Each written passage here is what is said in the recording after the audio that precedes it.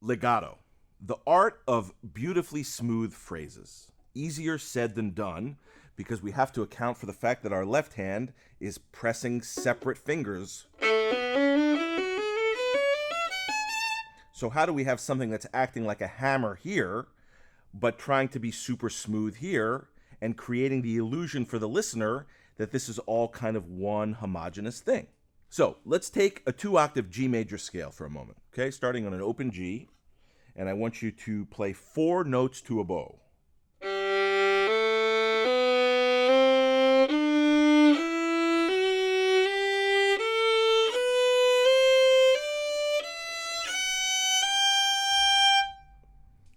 Now, I'd like for you to use 4th finger wherever possible, meaning not on open D, but do 4th finger on the D, 4th finger on the A, 4th finger on the E.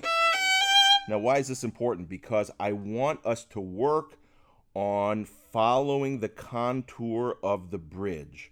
The key to smooth legato playing across all 4 strings, I find, is to use the arc of the bridge as a guide. But you have to be coordinated, not synchronized. This is the difference. Synchronized means that both hands are working at the same time. Coordinated means that you're coordinating it, but at 2 separate times. So you need to anticipate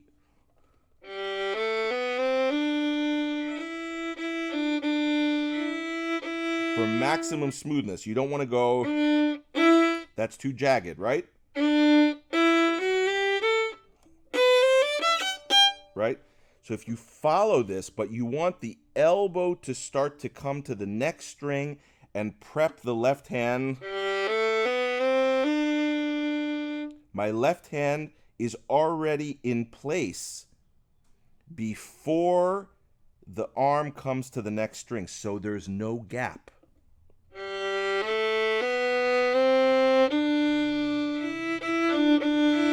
And you know how you'll know if that's working? If you can play a double stop. 2 notes at once. From the G string to the D string.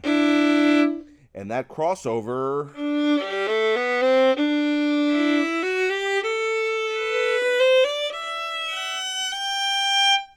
Now, another thing that I want us to try is what I like to call the airplane landing, assuming it's a good pilot. This kind of landing while moving. Don't stop. Our tendency when we come from the air is to go like this. Can you, from the air, extend your arm, again, on that leveled shelf that we've been talking about during these sessions, right? So it's right in front of you, nothing extraneous, just level. Can you come from the air and while moving... Now, what am I doing with my fingers? I'm curling my fingers and bending my thumb while the arm is moving horizontally across my chest. I'm not stopping short. Think of the follow-through as if you were hitting a tennis ball. Across your chest. Across your chest. Just instead of a racket, you have a bow. Now, this is where also the dynamic motion that I've been talking about with the left side can come into play, because you want kind of a meeting of the two. The meeting and kind of the center point. Think of this as kind of welcoming in the beauty of the sound. I always say kind of you want to invite your audience in. You want to invite the sound in kind of a warm and inviting manner.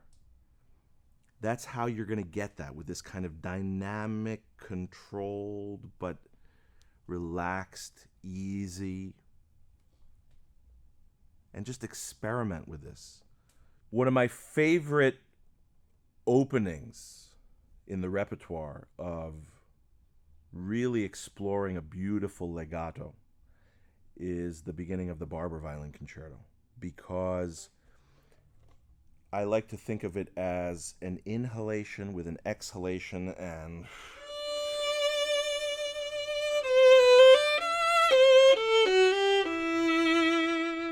everything is written slurred. Everything is very cantabile, sung. It is the most kind of heartwarming, beautiful. There is just nothing extra needed but beauty, roundness, and smoothness of sound. If you can achieve that with both breath and actual hands on the string, your listeners will be with you immediately.